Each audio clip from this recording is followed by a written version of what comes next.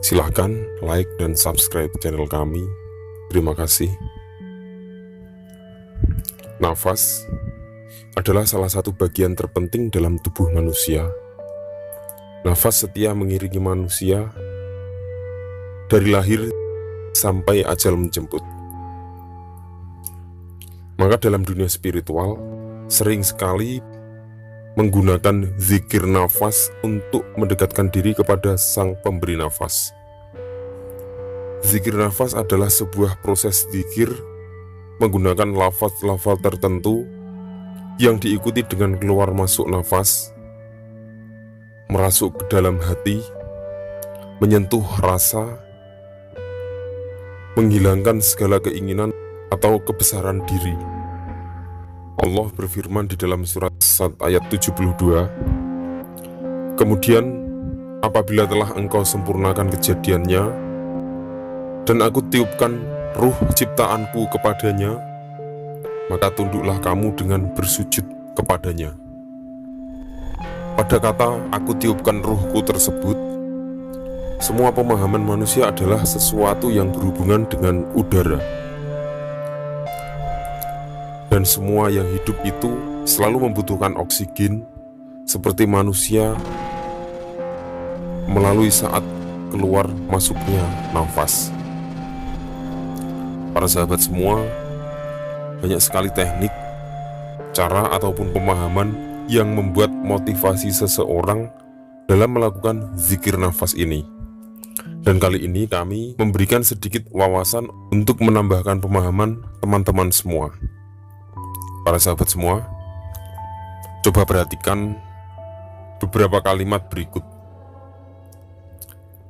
Kami akan mencoba membawa tentang nafas ini menuju sifat hingga sampai kepada Tuhan itu sendiri. Tanpa nafas, manusia tidak akan bisa hidup.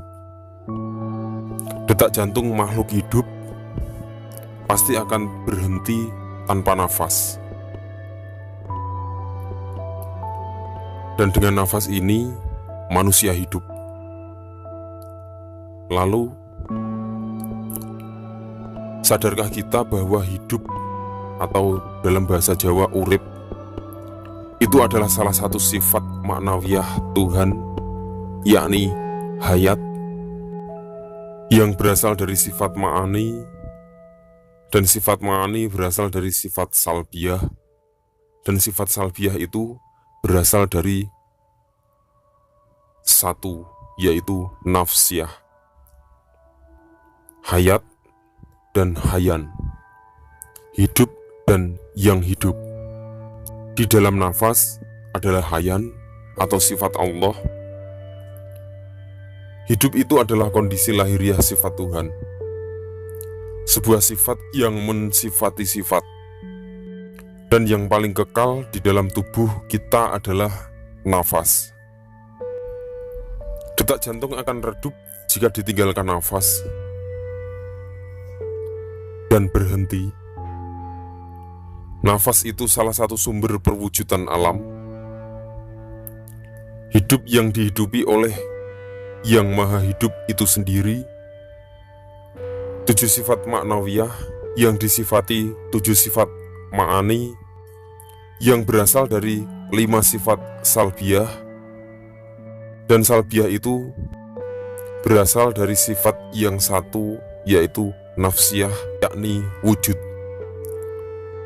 Wujud kekal, wujud baqo, wujud terdahulu, wujud esa, wujud tunggal, wujud berdiri sendiri atau qiyamuhu binafsihi, dan lain sebagainya.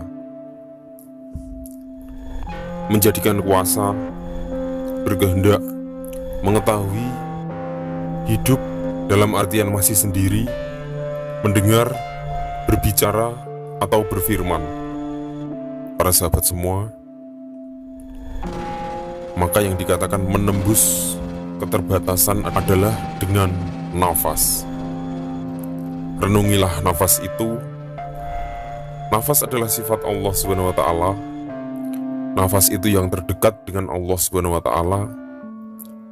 Nafas itu hidup, hidup itu sifat, sifat itu zat. Kenal sifat adalah kenal zat, kenal sifat, dan juga kenal asma.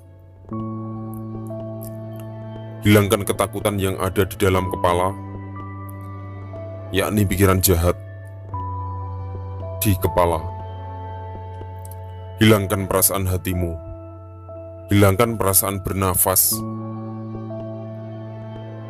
tapi tetap fokuslah pada nafas itu sendiri. Tanpa ada unek-unek, tanpa ada keinginan, bahkan tanpa ada zikir, karena nafas itu yang terdekat dengan Allah. Nafas sejatinya Allah. Allah itu hidup, hidup itu Allah. Itu hidup, sifat itu hayat. Hayat itu sifat, Allah yang bangsa maknawiyah, atau sifat yang disifati. Makan dan diberi makan, melihat diperlihatkan, mendengar didengarkan, berjalan dijalankan. Jadi tidak melihat sendiri, tidak mendengar sendiri, tidak makan sendiri, tidak berjalan sendiri.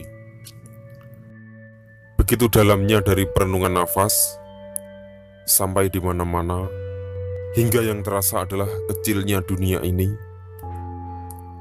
apalagi diri kita yang sangat kotor ini. Para sahabat semua, dengan kamu meyakini nafasmu, maka itu adalah bertemunya dengan hakikat ruh suci, bertemu dengan para nabi-nabi dan yang lain, malaikat, jin, setan, iblis, dan semua makhluk ciptaan Allah ada pada nafas. Dengan nafas itu, maka 7 sifat awal Allah yang ada dalam sifat maknawiyah itu ikut lebur pada sifat hayat.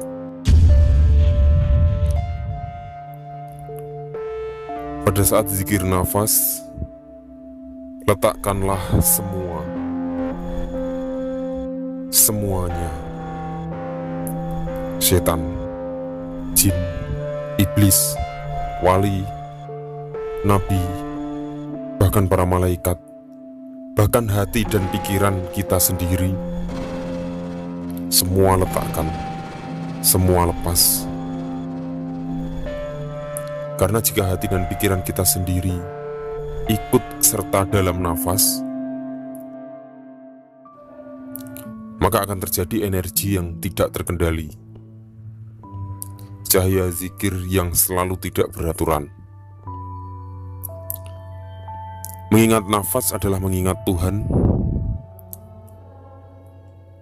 Mengingat nafas itu sudah menjadi hakikat zikrullah tanpa lafaz zikir, tanpa membebani akalmu. Ikuti saja keluar masuknya tanpa ada kepemilikan apa-apa.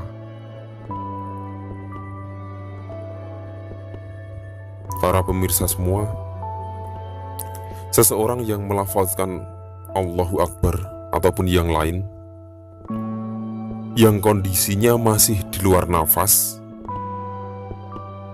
maka itu masih jauh dari sifat. Maka bukanlah itu sejatinya zikir nafas. Jika sugesti kita sudah kuat bahwa nafas adalah seisi dunia, maka semua adalah satu, karena semua sudah lebur dalam nafas, yang lebur dalam sifat yang tersifati oleh sifat Allah SWT. Maka tiada apapun yang perlu kita khawatirkan, karena hakikat segala ada pada nafas. Karena hakikat segalanya ada pada nafas. Hakikat nafas adalah udara, Dan hakikat udara adalah sumber dari segala sumber, atau sesuatu pandangan yang memandang dirinya sendiri hingga terasa lenyap tanpa bekas, seolah-olah tidak ada apa-apa, dan yang ada adalah Nur Muhammad dan berkumpulnya Nurullah. Dan dari penjabaran udara atau nafas, maka sesungguhnya isi adalah kosong, dan kosong adalah isi. Semoga ini bisa menambah wawasan dalam diri kita dan mampu menambah keyakinan kita pada anugerah nafas untuk beriman dan yakin terhadap Allah Subhanahu wa Ta'ala. Semoga bermanfaat. Amin. Wallahu a'lam bishawab. Wassalamualaikum warahmatullahi